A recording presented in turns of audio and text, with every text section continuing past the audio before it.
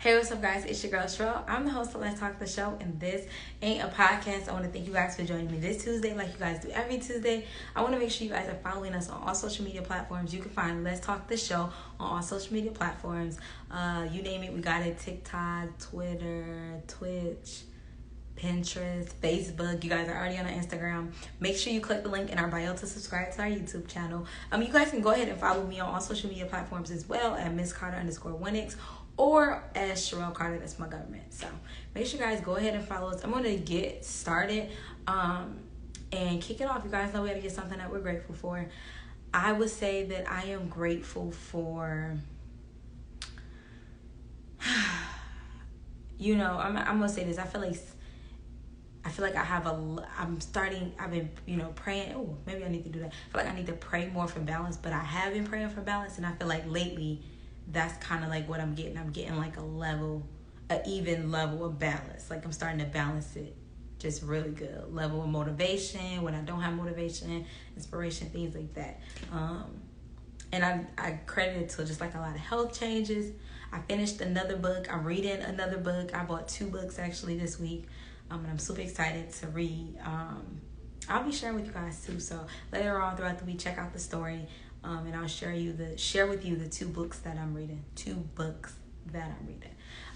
And like I said, tonight's episode is really going to be, I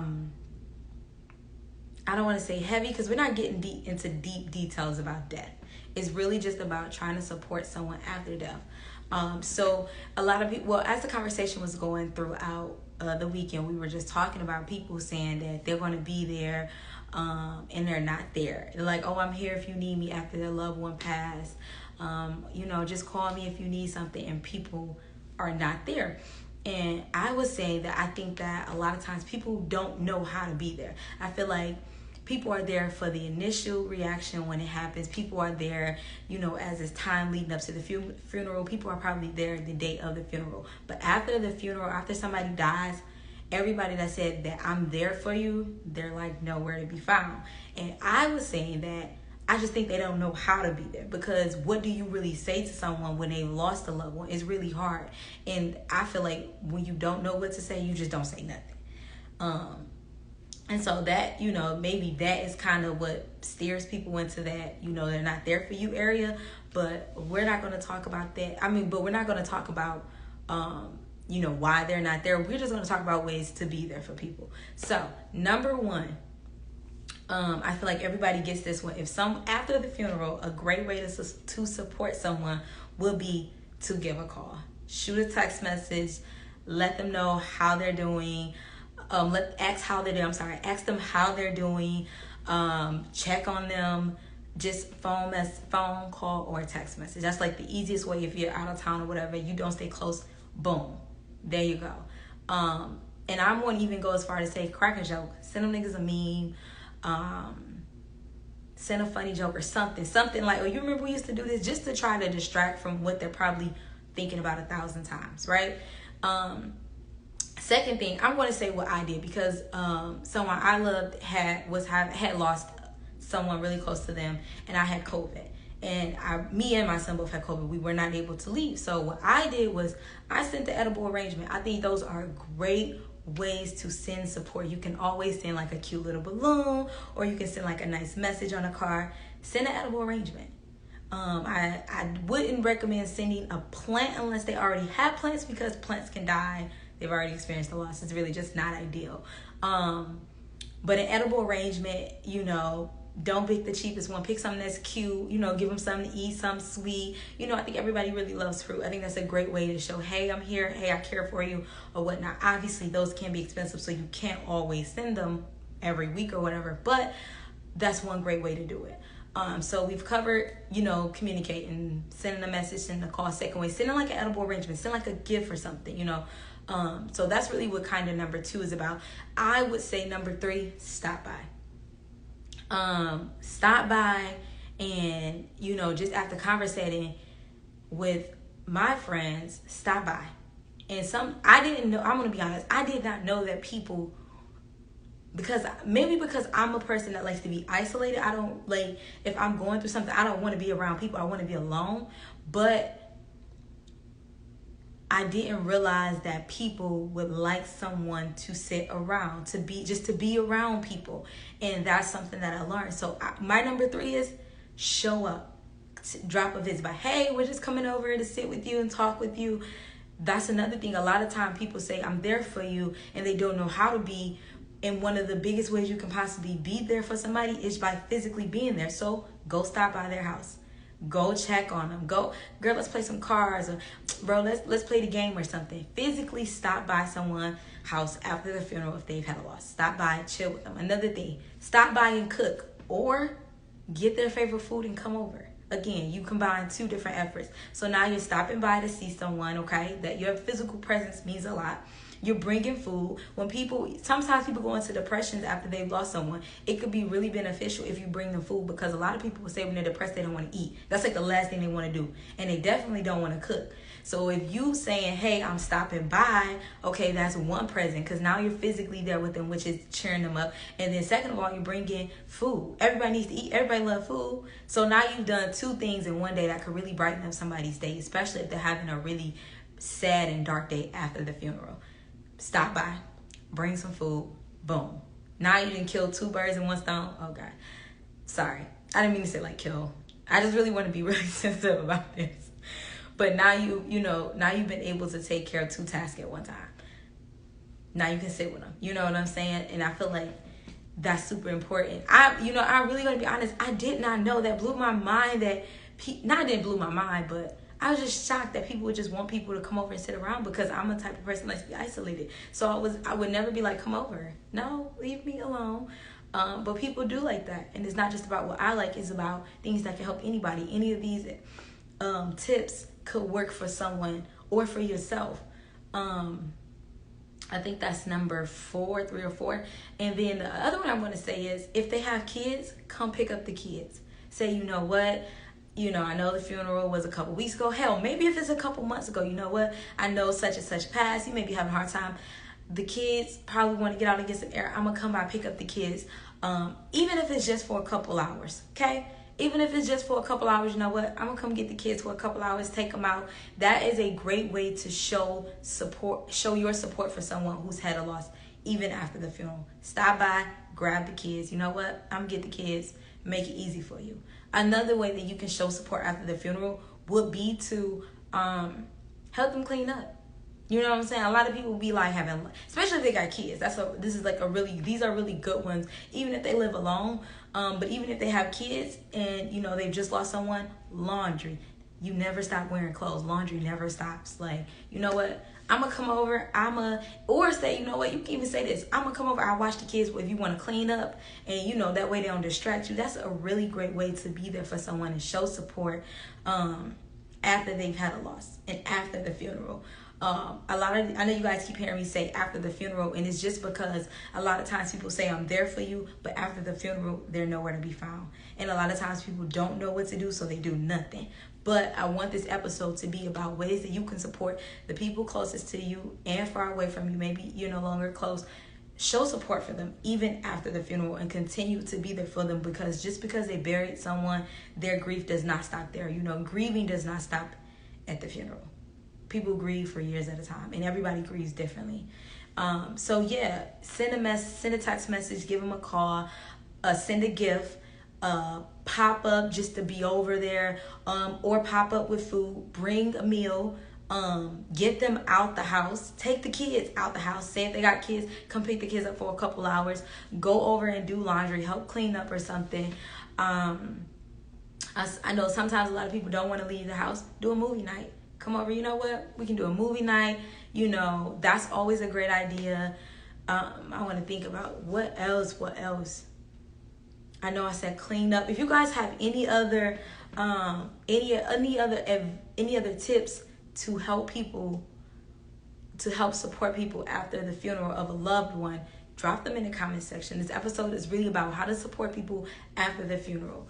A lot of people say that they're going to be there for you,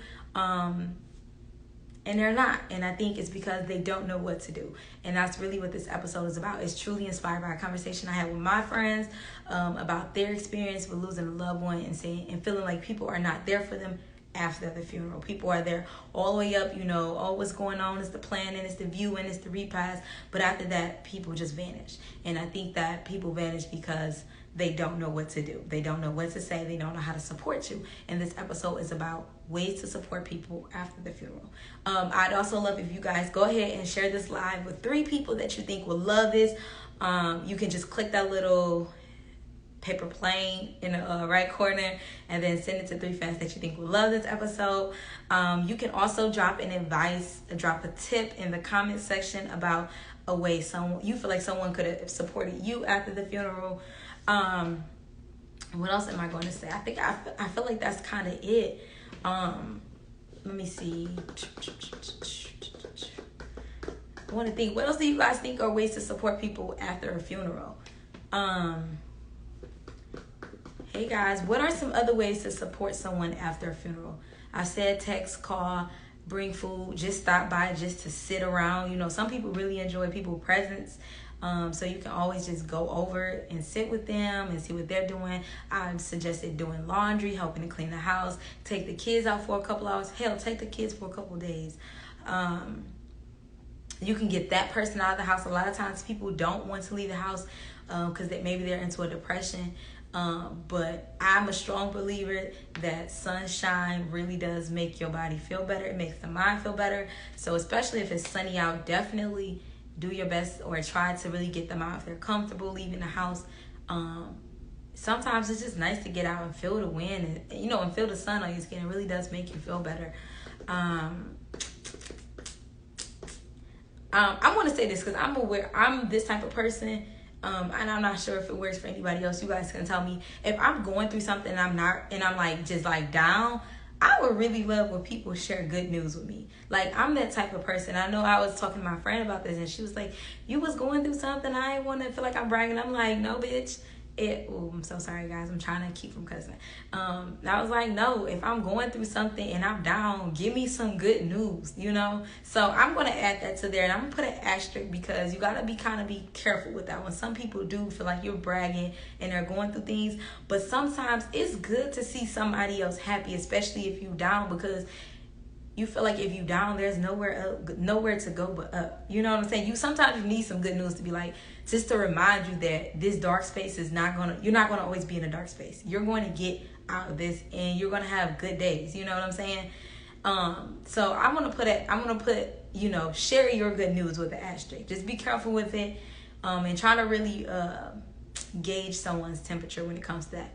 Handle grief different. It depends on the person because you don't want to overdo it at the same time. Yeah, you don't. Definitely don't. And you know what? We're going to do this one. We're going to add this one there. Give people their space. That's another tip to how to support people after the funeral. Give them their space. That does not mean you need to call them every day. You do not need to be at the house every day. You do not need to be, I'll say this. Ask them, hey, do you feel like being bothered today? Hey, do you want company today? And I'm going to even go as far as to say once or twice a week, choose one of these tips and apply it. So if you stop by earlier in the week, shoot a text later on in the week. You don't got to stop by every day. They don't want to see you every day, okay? Especially if y'all wouldn't even see each other every day to begin with. But stop by one day, shoot a text, later on in the week or something. Or if you pick the kids up on the weekend, shoot a text middle of the next week, just to let them know and continue that I'm here for you, and continue that support after the funeral. But that is a really good point. And speaking of people handling grief differently, I'm going to let y'all know I'm never going to forgive y'all for being on Facebook trying to tell Sha'Carri Richardson how to grieve, and she chose to smoke a blunt. That's something that she probably has been doing who knows how long. And that's how she chose to, handle that situation. And she, as we can tell, she was fully aware of the repercussions. What I'm not going to accept is y'all saying she should have chose a different route, because there have been people that have killed themselves that have been perfectly mentally stable before the loss of a loved one. Killed themselves after, you know what I'm saying? There have been people that turned to drugs and have led a completely different life after the loss of a loved one. And so what I'm going to tell you is that there is no right way to grieve. It is not a linear process. It's not linear. It's not a straight line process. So for you Negroes to be on Facebook and wherever the hell else y'all were at saying that she should have chose a different route, with the most disrespect, y'all can go to hell, because you don't get to tell somebody how to respond to the loss of the death of their mother. You don't get to tell people that. You don't get to tell people how to handle their sadness. Now, while we can all agree maybe she should have had someone around her to probably catch her when she fell in that moment, that lapse of judgment. Yeah, we can all agree. Maybe they should have tried to steer her somewhere else. But she is a grown woman.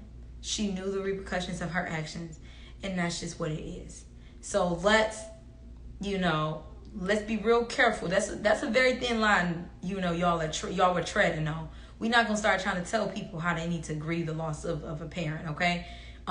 So yeah, that's all I had to make sure I threw that in there because y'all was wilding. I was debating with several people on Facebook, and it was like she could have did something else, and it's like, my nigga, your parents are alive, baby. Do you know what you gonna do when they go? You don't know what you're going to do when they go.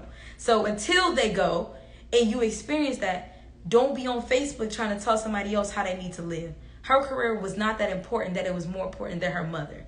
So, or to her at least it wasn't. So stop. That really blew me. I was like, yo, that was insanity right there.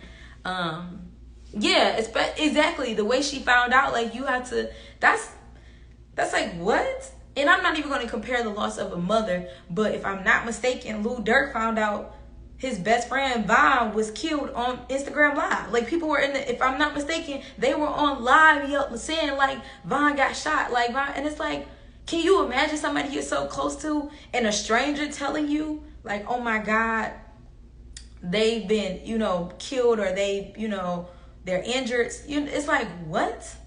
You know how shocking that is, because you're already on a high. She's on these good emotions, and then out of the blue, you hit with something so left field. Yeah. I would lose my mind. I'm not going to lie. If I was her, I always think about when I get famous, and I hope that I never have to experience finding out a loved one has passed like that, because I would only think that my first reaction would be anger, because why in the fuck would you tell me this? That would probably be my first. Like, I'm glad you told me. I need to know, but why the fuck would you just tell me this right now? You couldn't have waited till I ended my interview for you to be like, hey, I just want to let you know we just got word such and such. You know what I'm saying? I don't know. But that's just me. And I think you Facebook philosophers, you Twitter finger motherfuckers, y'all need to be very mindful about trying to tell people how to grieve, especially when you're trying to say for the sake of their career. A lot of people, you see people in shock from certain news, like they collapse. People, you've seen people, they tell people not to drive when they're going to give people bad news. And right now we're currently being joined by my son. But my thing is, you see people collapse. You see, you hear people say sit down because people faint. You hear people say don't drive, don't get in the car, I'm going to tell you. Or they don't tell people why they're driving to avoid them having accidents and driving erratically. And it's just like, I just can't believe you guys were on there telling people how to grieve. But if you guys have any other tips for people to support their loved ones or anyone after the loss of a parent, after the loss of a loved one and after the funeral, drop them in my comment section. This was not going to be a long episode. I wanted to be straight to the point, and I did want it, just a lot of things in here. I really just wanted ways for people to really support one another and stand on their word and continue to be able to support people after a funeral.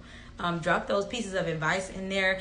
And again, if you guys are in here, make sure you hit that arrow for me, that little paper plane, and share this live with 3 people that you think could really use this.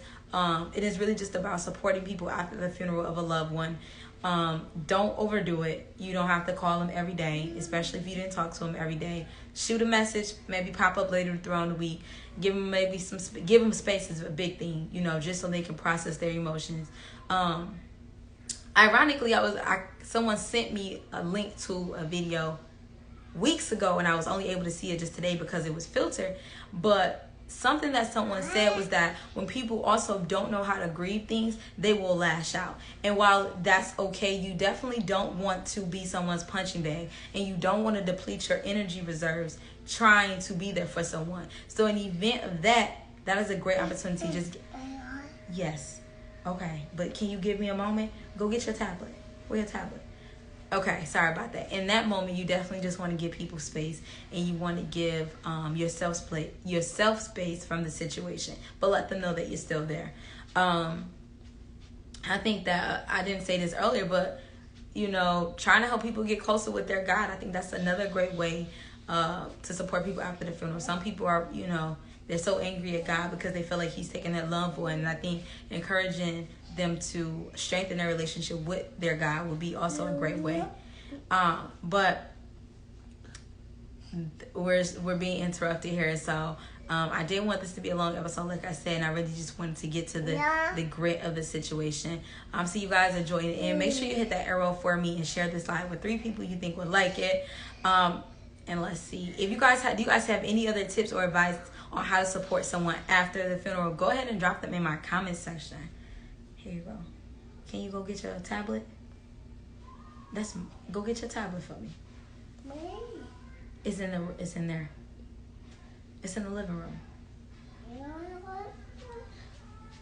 Okay. All right. Well, can I just get one person at least in my comment section to drop something that they're grateful for? I'm gonna go ahead and wrap this episode up, you guys. I'm going to say, before I head out, I want to make sure you guys are following us on all social media platforms. You guys can find me, Cherrell, on all social media platforms at Miss Carter _1X, or you can find me with my government name as Cherrell Carter on Facebook. I also say make sure you guys are following Let's Talk the Show on all social media platforms. You name it, we got it. Twitch, Twitter, TikTok, Twitch, Pinterest, you name it. Like I said, we got it. Yeah. And I'm going to go out the same way I came in with something that I'm grateful for. I am grateful, like I said, I'm grateful for this balance. I've been praying for balance because I feel like I be overdoing. I be either indulging too much and not enough, or, somewhere. So I'm just really grateful. I'm starting to get a hang of this balance thing. I just feel like it was nothing. But yeah, so yeah, I'm going to go out. I did my exit. Make sure you guys share this live. And I hope that something I said today was really a great way, was really a great takeaway for someone. I hope that you can take what I said and that you can apply it, or you can even not just apply it for someone else, that if you're experiencing something like this, that you can use some of these pieces of advice to teach people how to support you. A lot of times we think that people should automatically know what to do. If you're big on social media and people know you've experienced a loss, drop those tips that I gave you guys and say, hey, these are ways you guys can support me. I think a lot of times we expect people, okay, one moment. We expect a lot of people to know how to support us, and that's not true. Sometimes we have to teach people how to support us because they don't understand. So yeah, take that, run with it, teach someone how to support you, teach someone how to love on you. And if you know someone is going through this right now, then you take it and you support them. But I think that's all I got for today. I will see you guys next Tuesday. So as usual, my name is Cherrell Carter. I'm the host of Let's Talk the Show, you guys, and this ain't a podcast. I'll see my beautiful Let's Talk fam next Tuesday.